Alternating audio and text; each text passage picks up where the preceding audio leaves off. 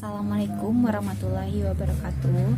Hello everyone, I'm Nora Kiki from TBI 5D class.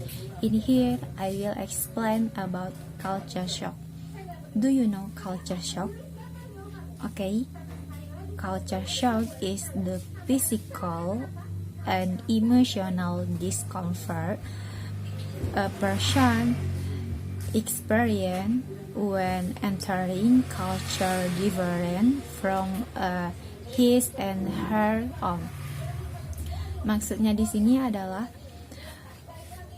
suatu keadaan di mana seseorang merasakan tidak nyaman secara badan atau tidak nyaman secara emosional atau perasaan ketika berada di sebuah budaya yang berbeda.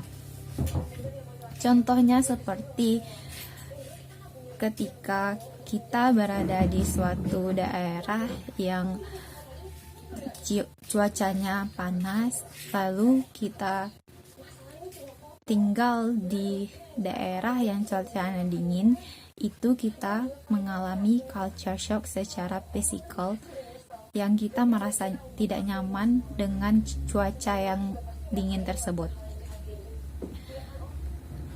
Nah, contoh dari culture shock secara emosional yaitu ketika kita dari SMA menuju ke kuliah, kita merasakan tidak nyaman karena di kuliah kita dituntut untuk belajar sendiri, sedangkan di sekolah kita itu dikasih materi oleh guru.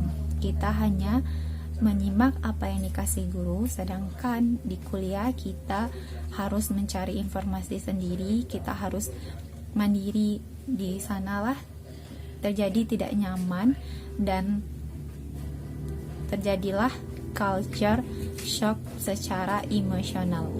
Lanjut ke tahap-tahap culture shock.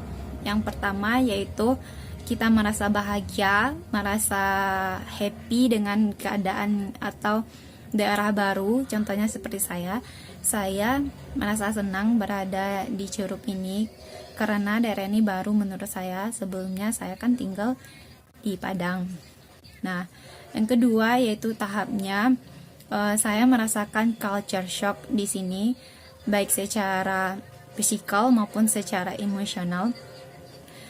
Contohnya di sini saya merasakan culture shock seperti ketika saya berbicara dengan teman saya, dia memanggil saya dengan kau, dengan kalimat kau.